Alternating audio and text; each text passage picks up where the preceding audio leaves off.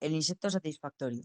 Soy un chico que no tuvo una vida fácil y que no me quedó otra para ingeniármelas para salir adelante. La historia que os voy a contar transcurrió cuando yo tenía 11 años. Trata de la relación que tenía con el cuarto de mis 8 amos, el herrero. Después de dejar atrás al cura, mi siguiente amo fue Serapio, un herrero con fama de timador y cobarde que me aceptó en su pequeño y claustrofóbico hogar con la condición de trabajar para él. Las primeras jornadas fueron algo nuevo para mí, ya que nunca había trabajado en una herrería y no es que fuera un trabajo fácil. Me pasaba muchas horas martilleando y poniendo las herraduras a los caballos y los burros. La relación con mi amo no era muy buena, debido a que su trato hacia mí dejaba mucho que desear y no me daba casi de comer. Cansado de las penurias y el hambre, un día decidí hacerle algo que no le iba a gustar nada.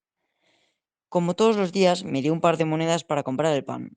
Por el camino de vuelta metí una cucaracha muerta en su interior. Al llegar le dejé el pan en la mesa y me despedí de él con un simple adiós.